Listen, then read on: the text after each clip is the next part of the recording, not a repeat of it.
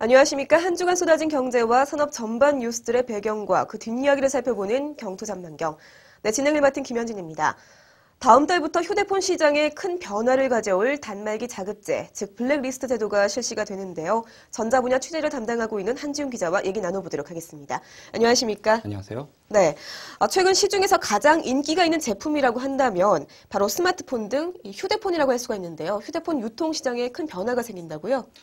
네, 그렇습니다. 그간 스마트폰을 포함한 휴대폰들은 통신사가 제조사로부터 이제 일괄 매입을 하고 이를 판매하는 이제 방식이었는데요. 다음 달부터는 이제 제조사가 직접 휴대폰을 판매할 수 있는 블랙리스트 제도가 실시가 됩니다.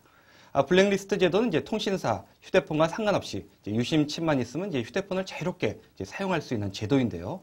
앞으로 사용자들은 이제 이 통사 외에도 휴대폰 제조사 직영점이나 대형마트 등에서 휴대폰을 구입만 하면 이제 통신사 대리점에서 이를 개통해 사용할 수가 있습니다.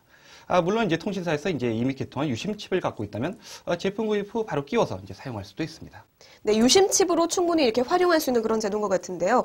이번 블랙리스트 제도를 실시하는 이유는 무엇인가요? 지금까지는 통신사가 이제 원하는 제품만 선별을 해서 이제 유통을 하는 방식인데요. 제조사가 직접 제품을 판매하게 되면서 유통 구조가 이제 다변화가 되고요. 결국 소비자들에게 다양한 선택을 제공할 수가 있게 됩니다. 우선 이제 당장 기대할 수 있는 효과는 이제 저가폰의 등장입니다. 그동안은 이제 100만 원 전후의 고가폰만 이제 시장에서 찾아볼 수 있었던 게 사실이었는데요. 아무래도 이제 통신사가 아닌 제조사가 이제 제품을 공급하는 것인 만큼 저가폰도 시장에서 이제 다양하게 선택할 수 있을 것으로 보입니다. 이렇게 될 경우 이제 현재 통신사의 판매 채널 독점 효과가 떨어지기 때문에요. 그동안 논란이 됐던 휴대폰의 가격 거품 문제도 해결할 수 있을 것으로 기대되고 있습니다. 네, 소비자 입장에서는 좀 장점으로 적용이 될 것 같은데 그렇다면 휴대폰 제조사들의 움직임은 어떻습니까? 일단 판매 채널을 확보하는 것이 먼저일 것 같은데요. 제조사로서는 이제 통신사의 입김에서 자유로워진다는 것 때문에 이제 블랙리스트 제도를 좀 찬성하고 있는 상황인데요. 삼성전자는 이제 직영 판매점인 디지털 프라자와 이제 모바일 판매점인 삼성 모바일샵을 통해 이제 판매할 계획입니다. 디지털 프라자는 이제 전국에 이제 300여 군데가 있고요. 삼성 모바일샵도 현재 50개에서 연말까지 100여 곳으로 이제 수를 늘릴 방침입니다.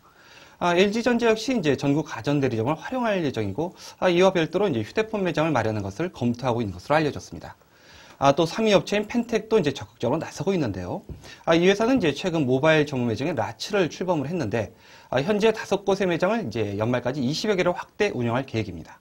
네, 그렇지만 통신사가 운영하고 관리하는 휴대폰 대리점이 전국적으로 상당히 많지 않습니까? 과연 이 제도가 실효성이 있을지 좀 의문이 드는데 어떻게 보시나요?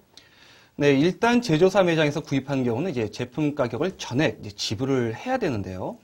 통신사의 경우 이제 요금제와 결부에 이제 다양한 이제 할인 혜택을 주고 있기 때문에 얼마나 소비자가 블랙리스트 제도를 이용할지는 좀 다소 의문점이 있습니다. 일례로 이제 100만 원짜리 스마트폰이라고 해도 보조금과 이제 요금 할인 등의 이제 프로그램을 이용해서 이제 실제 소비자가 이제 단말기에 지불하는 비용은 3, 40만 원에 불과한 경우가 많아서요. 유리한 부분이 많습니다. 특히 이제 통신사의 경우 이제 제조사를 통해 직접 단말기를 구입하면 이제 이 같은 할인 혜택을 이제 제공하지 않을 방침인데요. 이 때문에 이제 방송통신위원회는 이제 동등한 수준의 할인 혜택을 주라 뭐 이렇게 추진하고 있지만 상식적으로 볼 때 이제 통신사가 할인해 줄 이유는 없을 것으로 보입니다. 그렇다고 해서 이를 이제 법적으로 제재할 근거도 좀 미약해서요.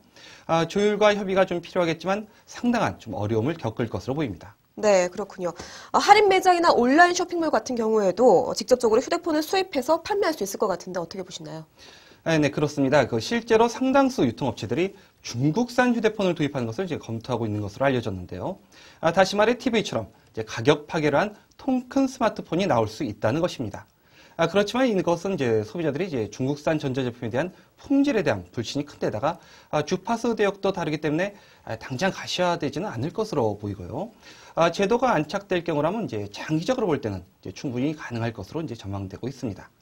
사실 이제 주파수 대역 문제는 이제 외산 제품에만 이제 국한된 것은 아니고요. 국내 제품의 경우도 이제 LTE4는 통신사마다 이제 사용하는 대역이 다르기 때문에 통신사 간의 유심 호환이 되지 않는 문제가 있습니다. 네, 그렇다면은 블랙리스트 제도가 시장에 미치는 영향력이 크지 않다라고 보면 되나요? 이미 블랙리스트 제도를 시행하고 있는 이제 미국이나 이제 유럽 국가들을 보더라도 전체 판매량의 70% 정도는 이제 통신사를 통한 이제 물량으로 집계가 되고 있는데요. 일단 겉으로 드러난 것만 본다면 이제 큰 영향은 좀 없을 것으로 전망되고 있습니다. 그렇지만 이제 좀 더 들여다보면 이제 긍정적인 효과도 상당히 좀 있는데요. 현재 통신사가 이제 판매 채널을 독점하고 있는 이제 현재 구조는 이제 시장이 왜곡될 가능성이 좀 많은 것이 사실입니다. 최근에 이제 공정거래위원회가 이제 450억 원대 과징금을 물린 이제 통신 3사와 제조사의 보조금 부풀 얘기가 이제 한 예인데요. 판매 채널이 독점되어 있다 보니 이제 소비자를 기만하는 이제 불공정 행위가 언제든지 일어나기 쉽다는 것입니다. 따라서 이제 판매 방식이 좀 더 다양화돼서요. 이제 다양한 가격과 제품, 이제 판매 방식 등이 이제 시장에 등장하면 이 같은 문제는 아무래도 좀 줄어들 것이라는 게 관련 업계의 전망입니다.